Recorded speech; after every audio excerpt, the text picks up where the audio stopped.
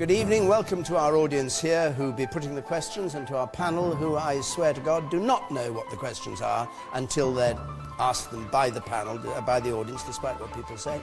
Our panel is the Conservative Education Minister Liz Truss, Labour's Shadow Energy Secretary Caroline Flint, the President of the Liberal Democrats Tim Farron, the Mail on Sunday columnist Peter Hitchens, and the author of the book Chavs, Owen Jones.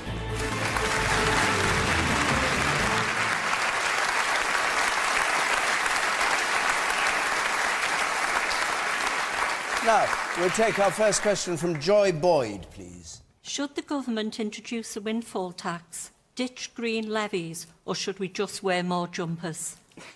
Should we just wear more jumpers? Well, this is the third time we've discussed this, and it comes up all the time because the picture keeps changing. Peter Hitchens. None of those things. What the government should do is abandon the ridiculous drive towards green energy, which is the main part of this price increase which we can control. We can't control the world price of energy, but we can get rid of this crazy system of milking the public to subsidise landowners and others to build useless windmills, which most of the time don't produce any power anyway, and which are only there to serve a mistaken dogma about man-made global warming. How much could you bring down the price of energy? If you had your way, how much would it bring the price down? I think one of the things, I couldn't give you an exact figure, but I think probably probably I would guess 50 or 60 pounds of an average bill would come off as a result of those things. But what is much more important is far more will come off, because all these green levies and things like the carbon floor tax are due to hit even more heavily on the public in the next few years than they are now. That part of your electricity and gas bill is due to go up. And at the same time, this country is risking serious energy problems, because here we are, a country sitting on huge piles of coal, which refuses to burn it on the grounds that it will create global warming, while China, for instance, builds another couple of coal-fired power stations every month. Do you think we should reopen coal mining? I think we probably should. It is the cheapest form of energy. It's one we produce ourselves. It's absolutely absurd to deprive ourselves of, and as we're doing at the moment, we have shut down, and are in the course of shutting down more perfectly efficient coal-fired power stations in this country, not because they don't work, but because of European Union regulations which force us to do this crazy thing. OK. Tim Farron. Well, I mean, politicians who talk about putting an extra jumper on are politicians who've never known what it's like to have to work hard to get next week's rent and to pay the bills, and so that's an outrageous suggestion to make. When it comes to the green levies, it's really important to remember what they actually pay for. They pay for the 2 million lowest income households to have 135 quid off their energy bills. They pay for the insulation. But those aren't green levies, those are redistribution. It's absolutely, but it's why about... do you call them green levies? But it comes under that. It also includes the money that we give to elderly people to insulate their homes. But that's not what they're talking about. And it's fair. Yeah. And the element of the green levies that people talk about, you know, it's not about windmills, it's about making sure that people in this city have jobs in green manufacturing. If we're concerned about our children today, we've got to be concerned about our children tomorrow and in the future as well. Climate change is absolutely happening. It is the single biggest threat that this country faces in the decades to come. And if we don't face up to it, then our legacy will be trashed. So what's your policy for the general complaint that prices have gone up by 8 to 10%? We have the weakest and most useless of all the regulators looking after our energy sector. Ofgem is pathetic in the extreme. Ofwat, the water regulator, is able to prevent water companies putting up their prices more than once every 5 years. Recently, Thames Water tried to put theirs up by 8% and were stopped by Ofwat. If you've got a watchdog like Ofgem that has got no tooth, no bite and no bark, you put that flaming watchdog down and you replace it with one that can genuinely cut prices. Okay.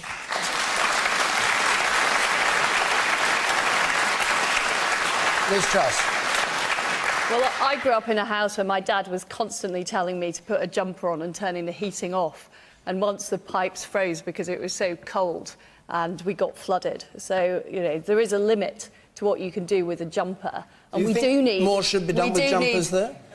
Well, I'm just saying there is a limit, and we do need obviously there's a limit, but do you think people energy. should take the advice of wearing an extra jumper, like Number 10 said at one point last week? Well, I don't think it's about jumpers. This is about how expensive energy is, and the fact that gas prices doubled under the previous government, because we didn't see investment in new power sources. And we've just signed a deal on Hinkley Point, which will mean that there is new energy coming forward in 2023. Nuclear. But we've had years and years of a lack of investment, a lack of a clear energy strategy.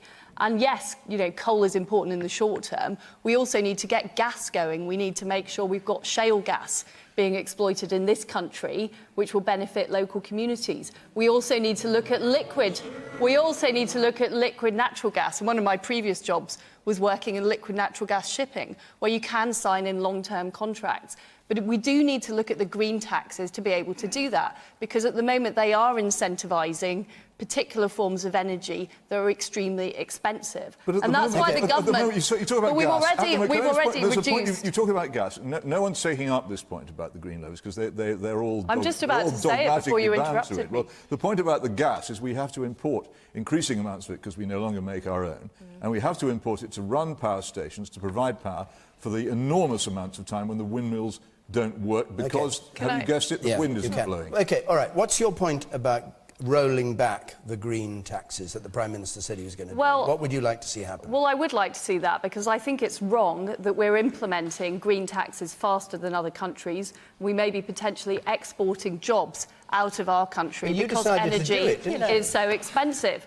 These policies were put in place by Ed Miliband. These policies were put in place by Ed Miliband. You voted for them. Nonsense. You voted for them all. These policies were put in place. Not everybody wants. The Prime Minister has said that he wants to review them because he now feels that we are moving faster than other countries and it's potentially damaging to our economy. It's absolutely not. It's absolutely sensible economics when people are facing high costs of energy prices. We're taking the action that Labour didn't take.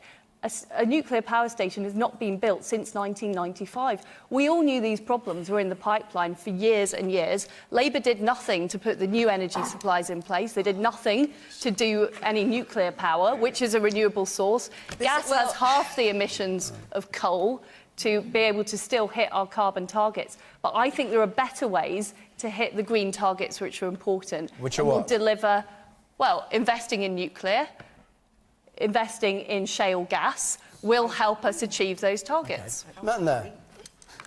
Perhaps the public would be more supportive of green taxes if we knew that that would then generate more jobs in the future. I agree with that. I agree with that. Yeah. I agree with that. Caroline Flint. Well, first of all, to Joy, what we've witnessed in the last 24 hours is David Cameron once again making up policy on the hoof. He's in a panic.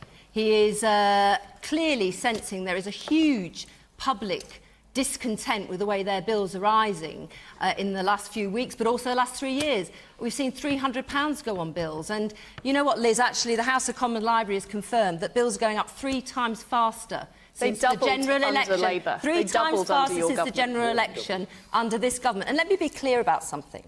What we are witnessing here is a Prime Minister who is using green levies, and of course we've got to have value for money, and of course we should get jobs out of it. But he's using these green levies as an excuse for not standing up to these energy companies and the way they operate. He hasn't got the bottle to do Can I just make a point on that? Wait a minute, Caroline, he says your policies are a con trick, that you can't do it.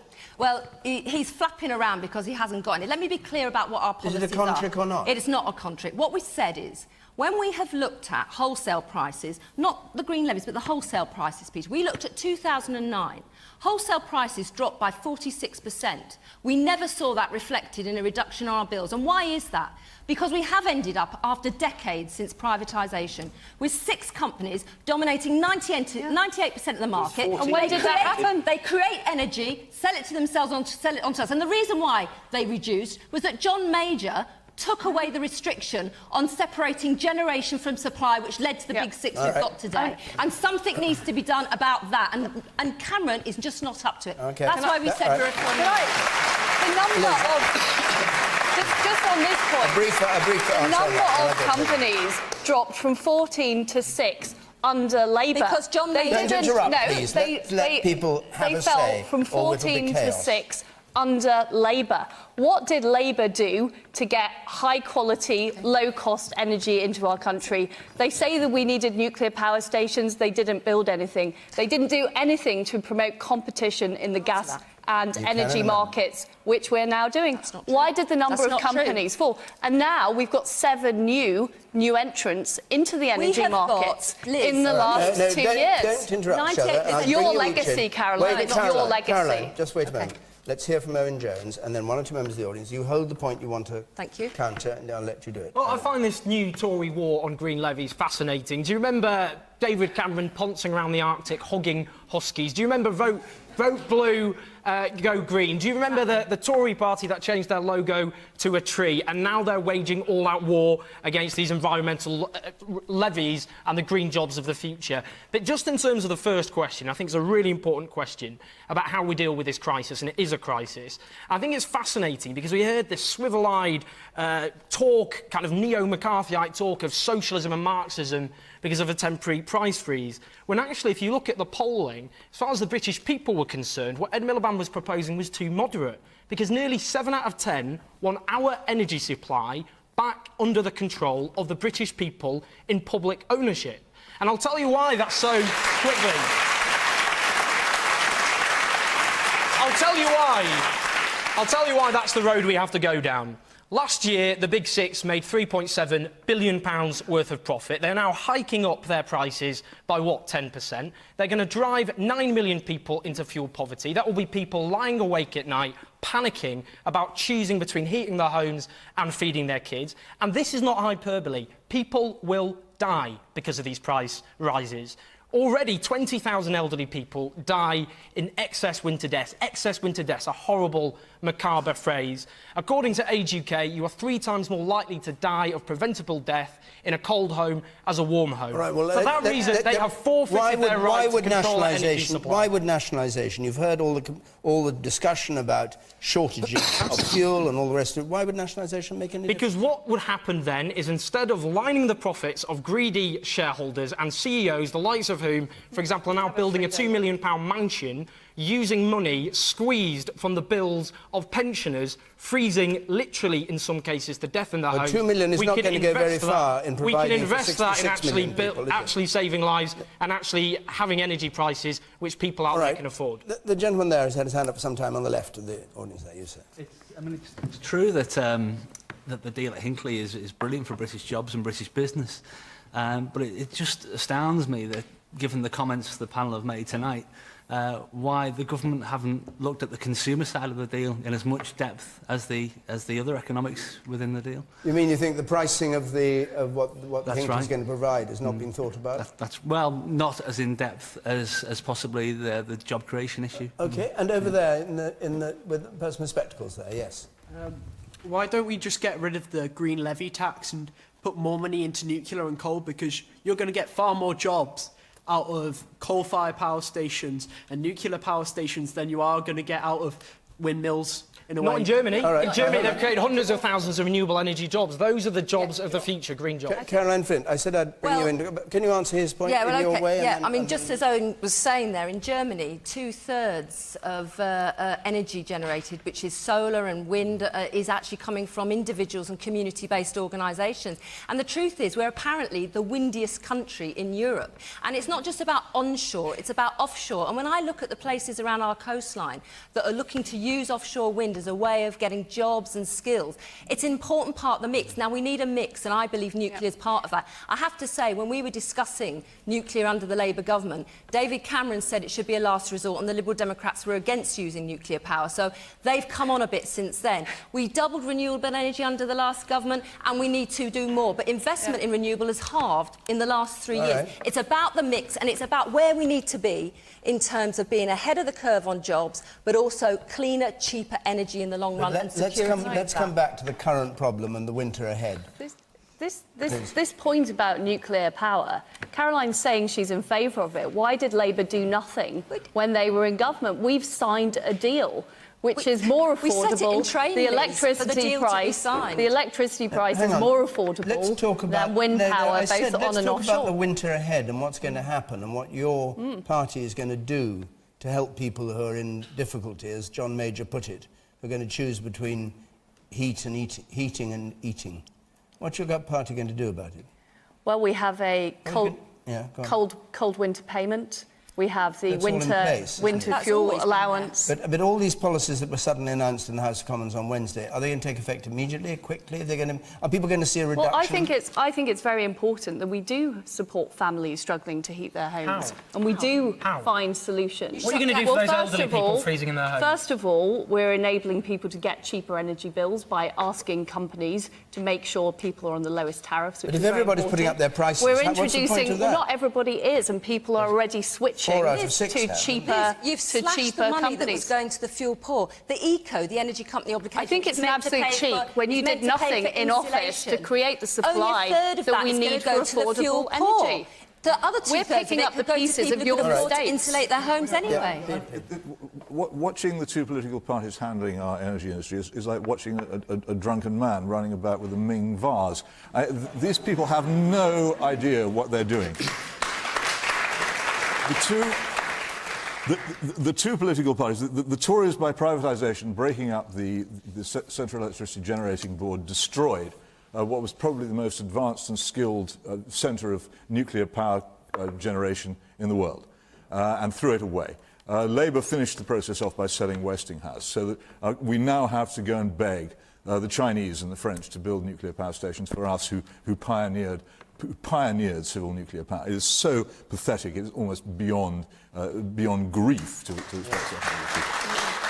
None of them will be honest about the extent to which our policies are controlled by the European Union, which, as I say, is forcing us to close down perfectly serviceable coal-fired power stations, which actually means that as the power fails, which it will do as a result of this, great parks full of diesel generators, which are terribly eco-friendly, will have to be brought in to cover up the gaps. They don't know what they're doing. The question of this winter is, of course, important, but the real question is that between now and 2020, these insane green levies will push the prices of these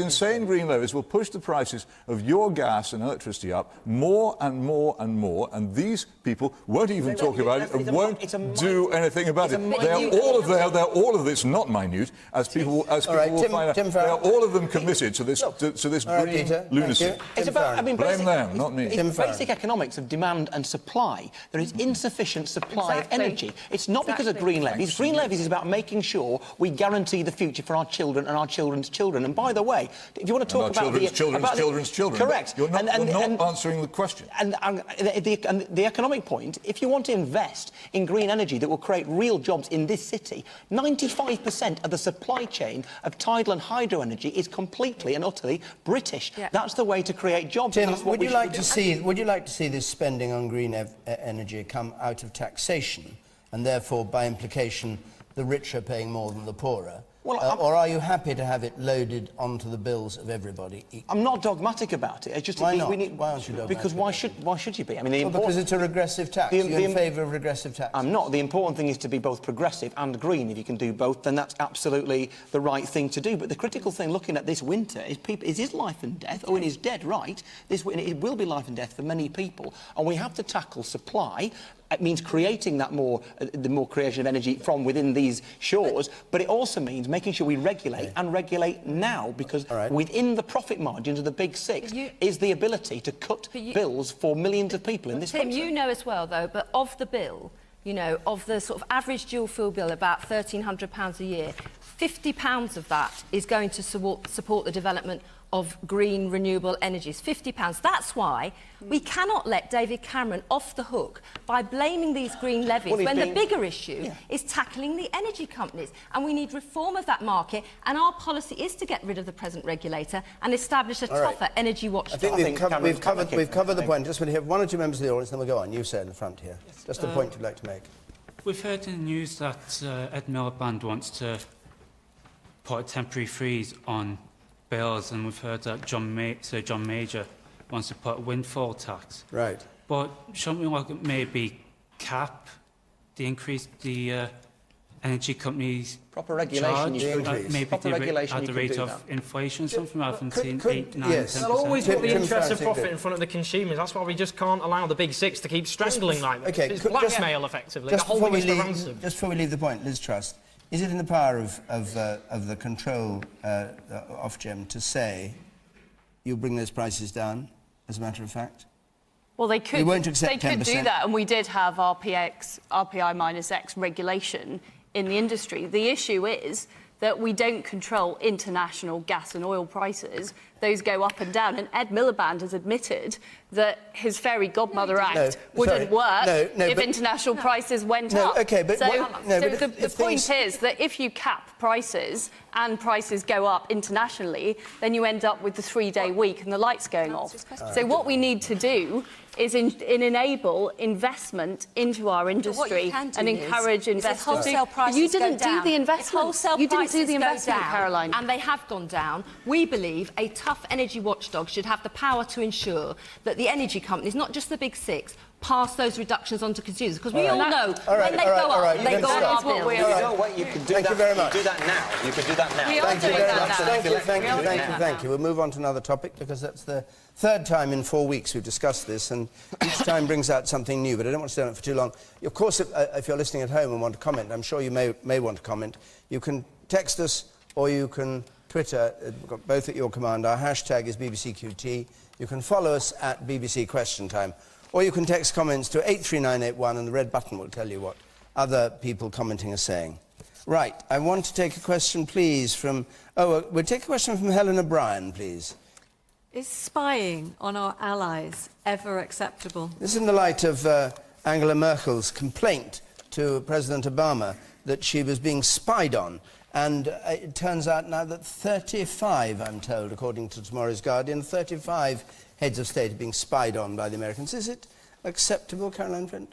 No, I don't think it's acceptable to use surveillance in a way which is spying on people who are our allies, who work with us through international organisations, both on defence and on other matters as well. I don't think it's acceptable. Why did Labour spy on the G20 participants then in the conference in 2009? Well, I'm just saying, I think unless there is a threat to our security, I think you have to have a rationale for this. And I don't think sort of just fishing trips for spying in that way is the right thing to do. And our security services, let me say, do a fantastic job for us in all sorts of ways to help keep us safe. But there have to be rules within that and how they operate. And next week, for the first time, the heads of MI5, MI6 and GCHQ are going to give public evidence to the Intelligence Committee at the House of Commons. But there have to be rules around this. And I think it's quite right that Angela Merkel is aggrieved at what she's found out. What do you think they were trying to find out?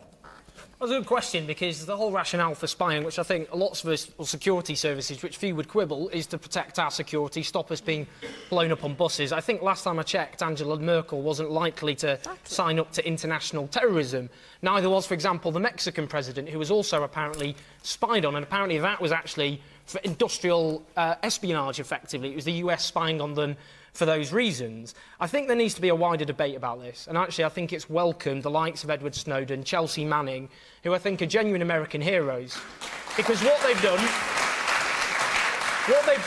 is they've shone a light on the dark recesses of power, how extensive this spying is. They've revealed secrets like the fact, for example, some of the outrageous things that have happened in Iraq because of the American occupation. The results, for example, of drone attacks in Pakistan, which are increasing the risk of terrorism, not reducing it. And instead, what we should be doing is, instead of having this spying on allies, on ordinary people as well, who are law-abiding people going about their own business, we should make sure the security services are accountable, that they don't have this argument, they're protecting our liberty, therefore they can do exactly what they want, and we actually have an accountable security service, and we actually have freedom of information to know exactly the sorts of things they're doing in our name. All right. Peter Hitchens. The question was, is spying on our allies ever acceptable? Well, the first problem is that our allies today might be our enemies tomorrow, and also that people who appear to be our allies might be our rivals. I think you'll find that an awful lot of intelligence work is commercial and industrial, not military, And I think that that's where much of it is concentrated. If you don't want your country to have that kind of information, then of course you can take a moral decision and say we're not going to do it. But what do they want to know about Angela Merkel? I don't know what they want to know about. What would you want to know about Angela? Actually, there's almost nothing I want to know about Angela Merkel, except how on earth it was that her family came to move to East Germany, which has always puzzled me, but, when everybody else was trying to get out. But leaving that aside, only her tapping her telephone is going to discover that. I think it's much more worrying that politicians, who ought, I think, reasonably to assume that somebody is probably trying to tap their telephones all the time anyway, not that politicians are having their telephones tapped, but that ordinary citizens are having their telephones tapped and their emails registered and read by people who have no business doing so. That does outrage me. OK. Man in the check shirt there. Yeah, when the journalists were found to have hacked into the phones of politicians like John Prescott, they were hung, drawn and quartered. Regulation was bandied round. Everybody went to town on them. I agree that what they did was completely wrong and it was overreaching to the nth degree. But why should we feel any different when politicians are the victims than when the general public are the victims and it's the politicians who are actually initiating it?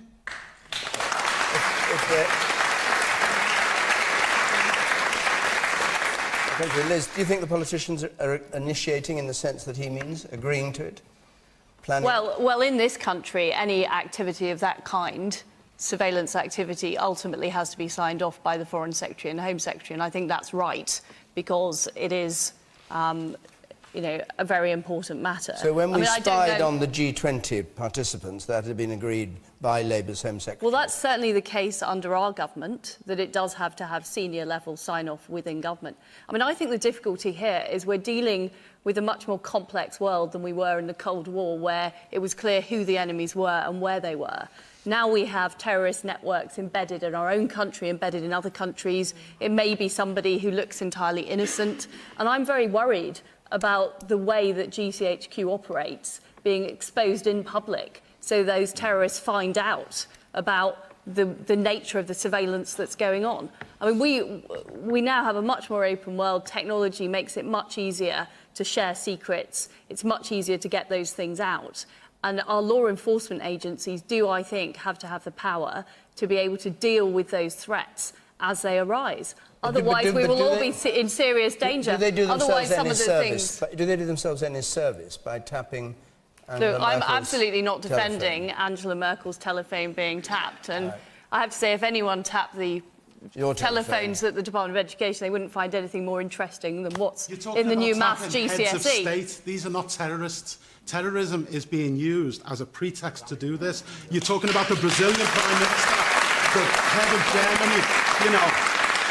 I'm not defending heads of state's telephones being tapped. What I'm doing is responding to Owen's point about the secrets being put out in the public domain about how we find out about these activities. Because we are in serious danger from very worrying terrorist networks. We're also in danger of having our hard-won liberties and freedoms, which our ancestors fought for at great cost and sacrifice, being taken away from us using the pretext of terrorism. We must not let that happen. The man in the red shirt there.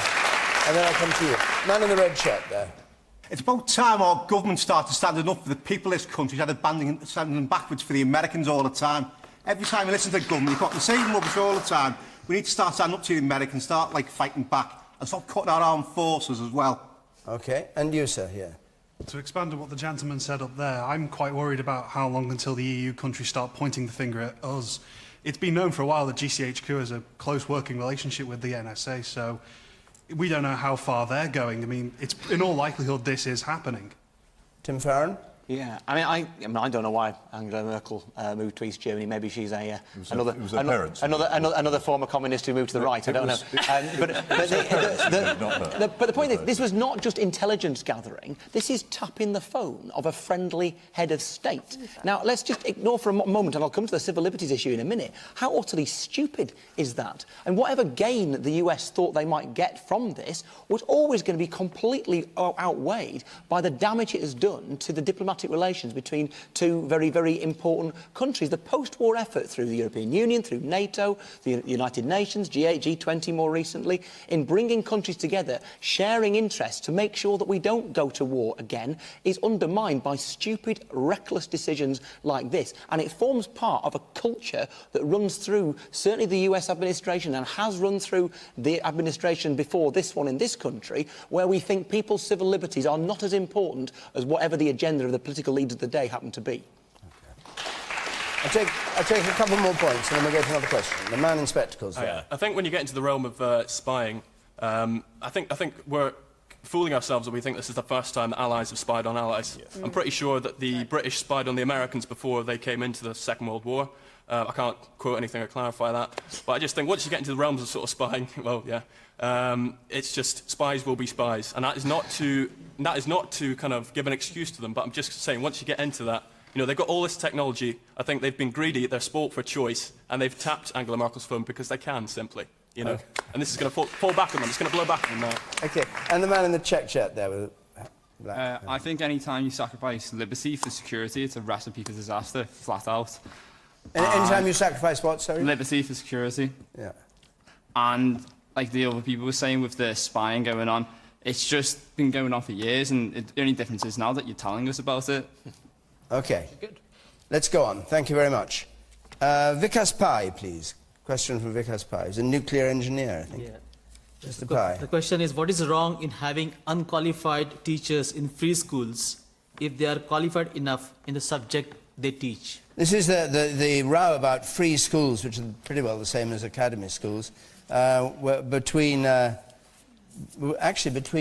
two sides of your party, it seems, because you all said it was a good idea to have free schools with unqualified teachers, and David Laws said how brilliant the unqualified teachers were, and suddenly Nick Clegg's saying, oh no, they've all got to be qualified in future. What's wrong with having unqualified teachers if they're good enough at the subjects they teach? There's quite a lot wrong with it, actually. I agree with the proposals and the policies of this government in terms of the decision to give teachers and head teachers far more freedom and autonomy. That is absolutely right. And it's right to use experts in the classroom to bring them in. I mean, use Lord Sugar to talk about business on a one-off occasion. You know, for your PE lessons, bring in Luis Suarez. Just don't let him teach a course in citizenship. You know, when I worked in higher education for 13 years before I became an MP, and so I don't want to offend everybody I used to work with. But one of the problems we've been moving away from in universities is that we had people with PhDs coming out of their ears who are complete experts, research leaders of the best kind, geniuses, and some of them incapable of communicating that genius to anybody else. And it's no good being a brilliant expert if you can't teach. And what about if you're a brilliant expert and you can teach?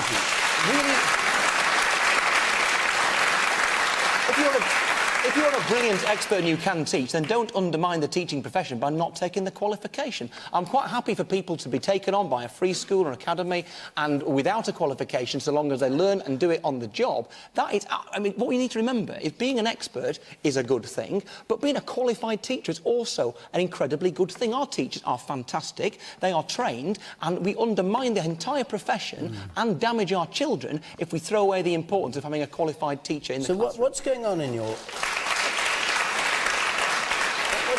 What's going on in your party? Because you signed up to this policy in part of the coalition. Then David Laws comes in as the schools minister and he says the exact opposite of what you've just said. Now you as president say what you've just said. And your leader says something else. I mean, what's going on? You seem to be all over the shop. I'm not of the view that we are. I mean, David Laws defended the free schools. He said there are plenty of teachers who may not have formal qualifications, but who do a superb job. The exact opposite of what you just said. And in a specific instance, and you can say you bring somebody into a class and use them as an expert. Most of us on this panel have probably done that. You know that's not how it's held. You know it's not like that. But my take is, and Nick Clegg's take, and it's been repeated again today, is that you must not undermine the teaching profession. This is not about the ideology about whether it's right or wrong. This is about the experience of our children in our schools. Yeah, but which Liberal Democrat do you listen to seems to be the problem. Children in our schools deserve to be taught by people who know what they're doing and are capable of teaching. Liz Truss. Well, you're the children's minister. I think we have to look at why we're doing this.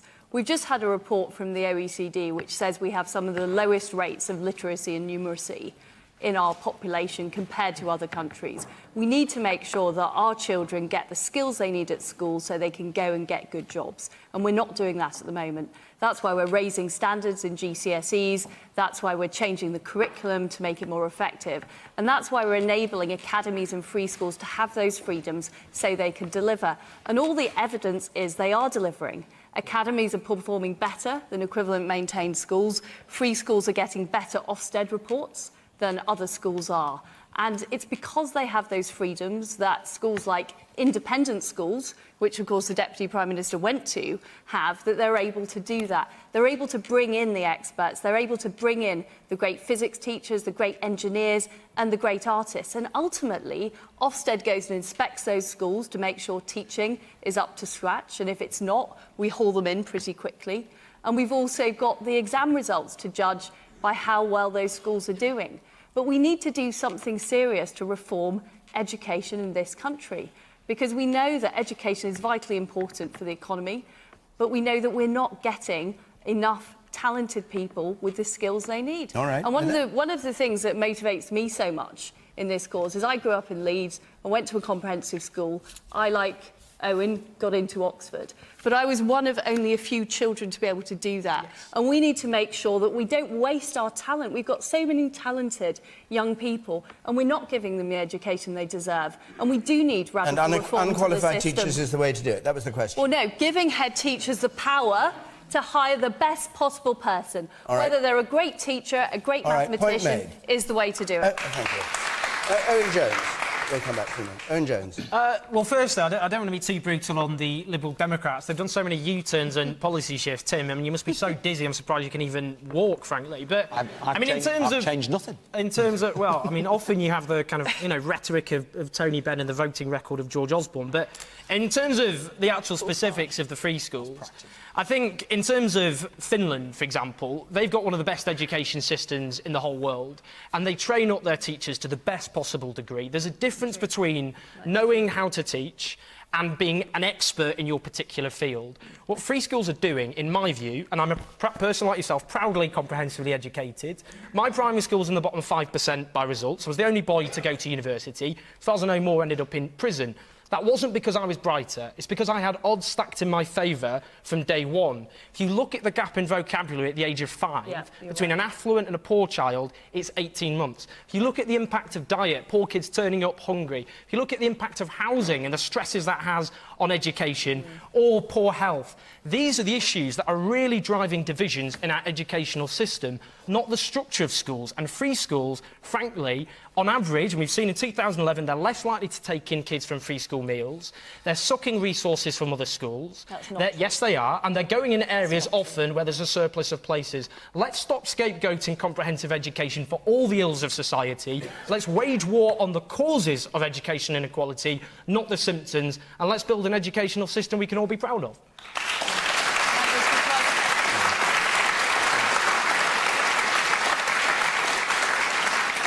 I want to go back to the questioner, Vikas Pai. He's got his hand up there. Mr. Pai.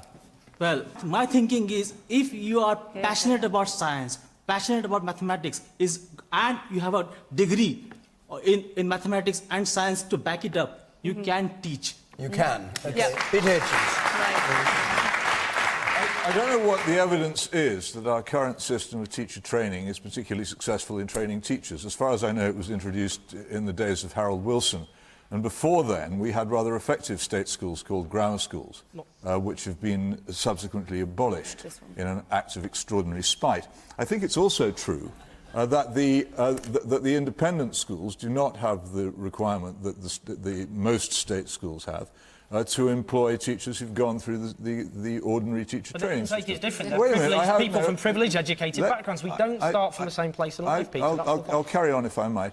The point that I'm trying to make here is that the fact that someone has a qualification doesn't necessarily make them a good teacher any more than anything else does. What makes them a good teacher is that ability to teach, the desire to communicate, which some people have, some people don't, and that has to be sorted out actually in practice, as all of us found at school, with the teachers who inspired us and the teachers who didn't. What you really need to worry about, most of all, is making sure that those children who at the moment are denied access to good education because their parents aren't rich, have access to good education. And I think a lot of that good education will be provided by teachers who don't have formal teacher training qualifications. Free schools are a stunt and a gimmick, as are academies. There's no proof that academies are any better than comprehensives. Free schools will never, ever change the lives of most people. What all the parties need to do is to admit that they made a catastrophic mistake in 1965 by abolishing selection by ability and bring it back. Those people who sit on this panel and say they went to comprehensive schools, I think will for the most part turn out not to have gone to normal comprehensive schools, but to the kind of comprehensive schools that only some people can go to. How is it that they go to them? Generally because their parents lived in areas that other people couldn't afford to live in. That is selection by money. That is selection by money. And it is very, very unfair. And it's quite extraordinary that parties which claim to be in favour of improving the situation of the poor constantly refuse to reintroduce a system which selects by ability and which we is have it in therefore fair. Kent, Peter. We have it in Kent, and poorer kids are less likely to do well in Kent, where selection is still in place. I think you're all if you want to, distorted because it's so. Wait a minute. I want to bring Caroline Flint in. She hasn't yet spoken on this, but just before we do, your comprehensive school in an prosperous middle-class area? No, or I grew up in Kale Green in Stockport. My primary school was in the bottom 5%. My secondary school was above the national average. My sixth form was below the national average. I went to Ridgedown Sixth All right, enough. I went to a whole tall comprehensive school. The comprehensive I went to was an average comprehensive in Leeds. Well, in Round, I'm definitely. I mean, I checked once with a mate of mine, and out of the people of my year, 5 went to prison, 4 went to university. All right. Well, that was a good school then. That one going. We were a bad year. My sisters were quite good. The old boys reunions say. Caroline Flint, you go to. I went to a comprehensive school in Twickenham in London. My children all went to comprehensive school in Doncaster. Twickenham is a middle-class area, of course. Yeah, it is a more middle-class area, I suppose. Yes. But, you know, I'm not from a middle-class family. It was a former grammar school. And what I would say is, whenever we have these conversations about how good the grammars were, only a few young people got the benefit. Secondary Modern wrote off generations of young people and did nothing for them. Let's come to the comprehensive. All right, everybody. So can I come to the free schools? Come to the free schools. There are 174 free schools. There are over 21,000 state schools, and the amount of time we're spending on free schools seems completely a ridiculous amount of time for the government to do. And on the issue of unqualified teachers, look, I know from my own children's education, we had sports people, we had other people come in who did master classes, who worked alongside the teachers. And we've always had that provision in the state school system to utilise that skill. But I believe strongly that actually we should support qualifications for teachers. And if that means we bring people in from industry or from the army or elsewhere, they can come in, but they should qualify. And let's listen to the examples of what's happened recently. The Al Medina School in Derby had unqualified teachers. Kids with special needs were not being attended to. In Pimlico, a 27-year-old was put in charge of that school with no qualification for teaching, no management experience, and walked. And this is what is going on with this free school policy. And I'm afraid to say, Tim, that when Labour put forward some restrictions on the legislation around the use of unqualified teachers, I don't know what you did, but Nick Clegg didn't support Labour on that. And now, once again, we've seen, when the going gets tough, he walks and tries to cover himself in glory. Thank you. I'm going to take just a couple more points. The woman in yellow there. As a teacher myself, I'm absolutely disgusted that it's acceptable for people not to be trained. It is a profession. Yeah. You know, other professions aren't treated like that. Well, let's go on. Other professions, you were saying? Other professions are treated with a lot more respect than teachers, and it's, you know, it seems to be have a go at teachers all the time. Exactly. Anyone can teach. That's what people think. And you think it's a very, very difficult you job. You can't teach until you've been taught You how need to to be teach. trained how to teach. All right. And you waving your hand there rather aggressively. I just want to say I have a PhD and I'm incredibly passionate about my subject, but I still think that I should be qualified, and it brings the whole reputation of the job into question if we can't make sure that people have minimum qualifications. What's your PhD in? In classics, and I'm really passionate. People should study Greek and Latin. And do you teach it? Yeah, I do, and I go into schools, and I still don't think that I'm so brilliant that I can then just teach. I go into schools and I volunteer, but I would still do a PGCE if I actually became a teacher. Right. Well done. Thank you. Well done. Okay. We have to keep moving. Will Charlton, please. Question from Will Charlton. As politicians and political commentators, would you say what would you say to those who may feel disillusioned with the current political system? And you know well, I mean, anybody watching this programme and listening to the audiences know that there is a great disillusion with everybody involved in politics. So as politicians and political commentators, what would you say to people who feel disillusioned? Owen Jones, you kick off. I'm very passionate about this. I think there's a huge disconnect with politics and ordinary people in this country.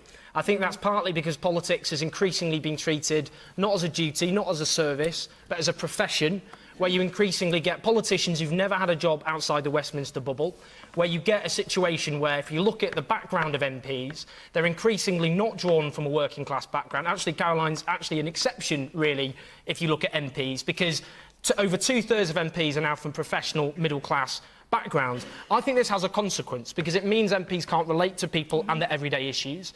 I'll give you one example, and I don't often quote Hazel Blaze, I'll be honest with you, but I interviewed Hazel Blaze before the last election. I said, Hazel, 5 million people stuck on social housing waiting lists in this country. Why didn't Labour do anything about it? She said, to her credit, very candidly, there just wasn't anyone in government who was interested in housing. But if you had people who'd been stuck on a social housing waiting list, or someone in their community or in their family, and you got those people into Parliament, those issues would be far more likely to be addressed. How do you get them into Parliament? Well, traditionally the route was trade unions and local government, because what they did is they trained up working class people, they gave them a political education, and those routes have been attacked. But as well as that, I beg people, and I really want to emphasise this point, politics is not just the soap opera at the top. It's not about Parliament. When we look at all the things we won throughout history, whether it be women's rights, LGBT rights, workers' rights, it wasn't won because of the goodwill and generosity of those above. It's because ordinary people, our ancestors, our mothers and fathers and grandmothers and grandfathers, they got out there, often faceless, airbrushed out of history, ignored. They got out there and they fought and they made their voice heard. And we stand as a country on the shoulders of giants. We owe all of our gains, all of our rights to those people. So don't just let politicians be the one, if you like, who pass all these laws. We just passively stop. Get out there, be organised and make your voice heard. That is a proud tradition in this country.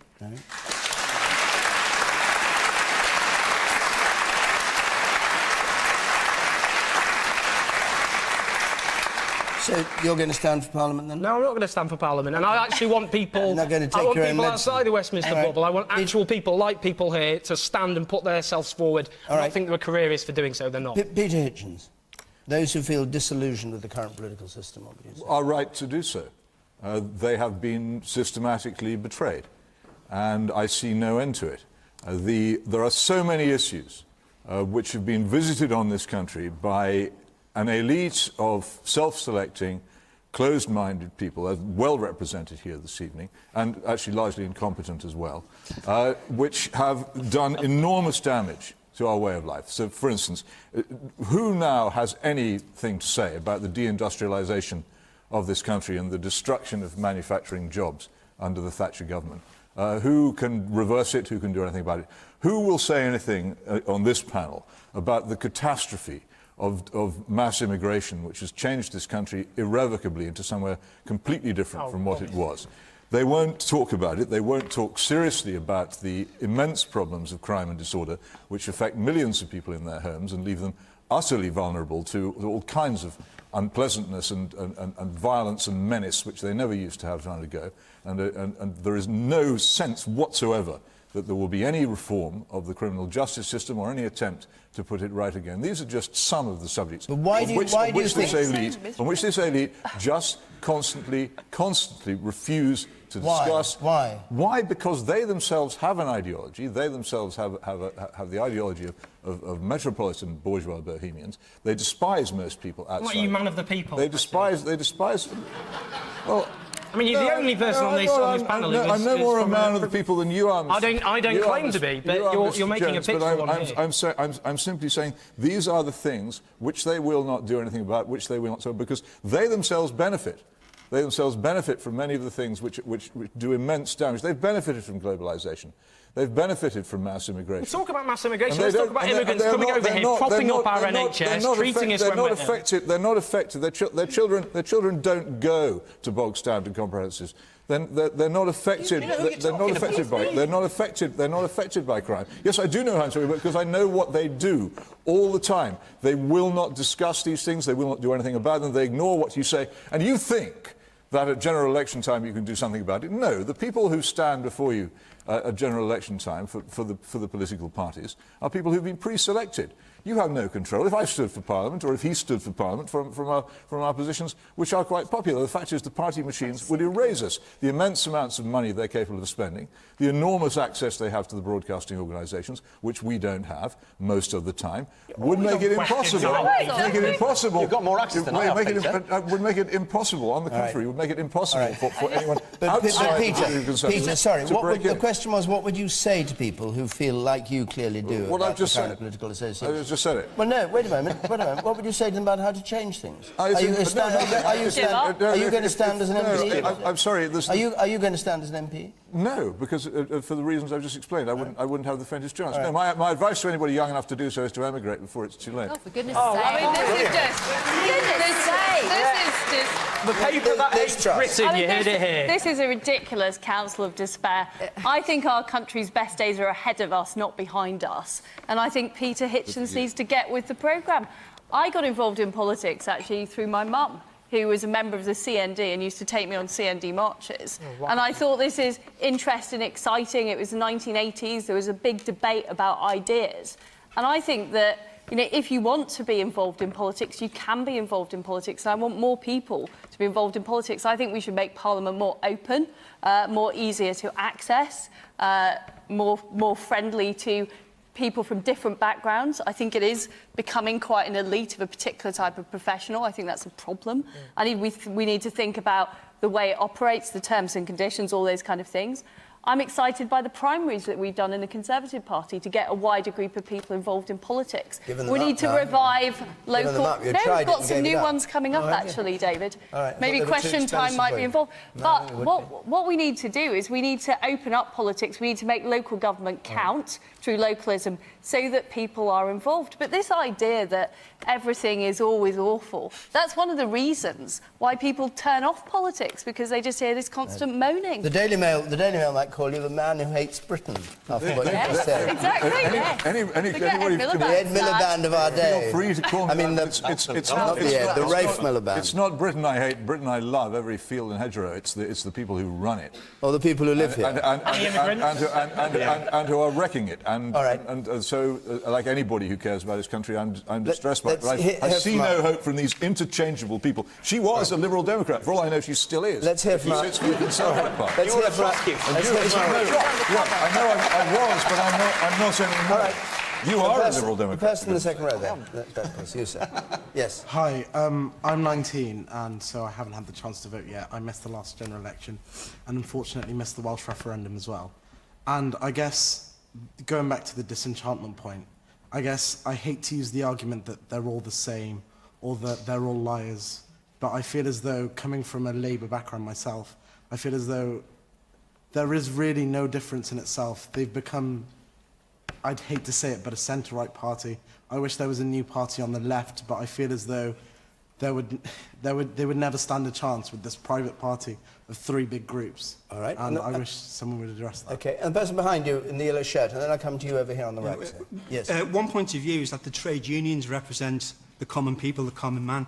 Wouldn't it be a good idea if the trade unions put forward their elected people to represent I rather thought the common people? That's what they're accused of doing, but I don't know. The man on the right, yeah.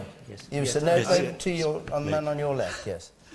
One of the ways in which we measure political disillusion is by analysing voter turnout at elections. This has been very low in recent times. Yes. Perhaps we could do something practical about it by having elections on Sundays instead of Thursdays, as they do in some other European countries. I'm not sure that would change the view of politicians, would it? People don't. More people would vote. No, hang on. People don't vote because they don't like what's being offered to them. Tim, you're going. We've got a couple of minutes. Tim Farron. I mean, just before I answer the question, we've just got to get away from this nonsense that is peddled by Peter and people like him, that immigration is some kind of curse in this country. It is a blessing. It is made...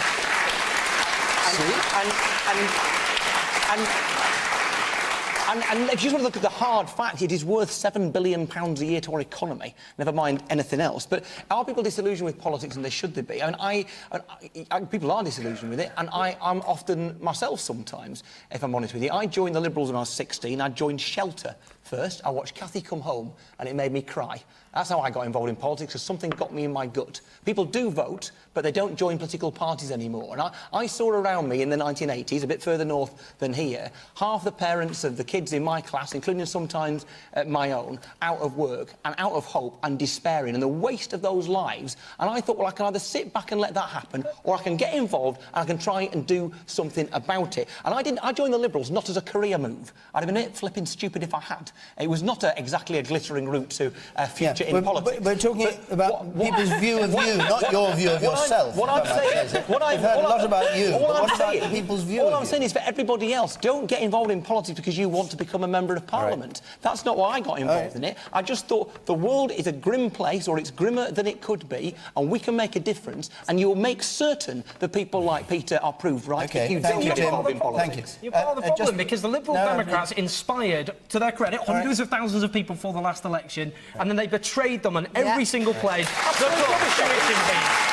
And those people will never trust a politician ever again because of what you did. No. It undermined democracy. Or not peace, but silence. Silence. Caroline Flint.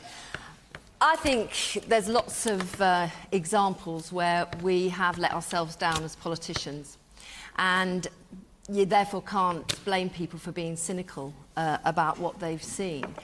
But, you know, when I joined the Labour Party at FE College, it was because there was a Labour club at the Further Education College. I'd never met an MP in my life, and I joined because I wanted to change things. I looked at my own family, and I felt as passionately then as I do now that your chance in life should be determined by the family you come from and the wealth that you have. Everybody has a chance to succeed, and that's why I joined the Labour Party. But I also accept, after many years now in politics, that we shouldn't become complacent about how we operate. And for me, one of the most enjoyable parts of being a Member of Parliament is living in Doncaster and going down on the train to the House of Commons on a Monday, coming back on a Thursday night, and being where my constituents are and doing the best I can for them. Yeah, And for me, that is about the connection. You said about the political system. We have a system here where, because of the constituency link, you can actually see what the laws in Westminster do to the lives of people in our So if constituencies, everybody and was that's like very you, important. if everyone was like you, I think that's nobody an would be important part. disillusioned. No, I'm not That's what saying you're that. saying. I think it's a positive part of what MPs do, and long should that continue. Everybody will be disillusioned with question time. We've got so many hands up, and I've been told I've got to stop. Very quickly. You have to be very, very quick. Thank you. I just want to say that I am one of the thousands that is very disillusioned. I've always voted Liberal. Exactly, Owen. I did feel completely betrayed after the last election. I did selfishly want to live through a coalition, but I had hoped it would be with Labour, not with the Tory party. I don't know where I would vote exactly now. All I know is I wouldn't vote for the Tories with the wreck that you are making of our education system. Well, yeah. Anyway, that's dishing it out all round. Our time's up, I'm afraid. Next week, we're going to be in St Austell, in Cornwall. Week after that, we're in Boston, in Lincolnshire.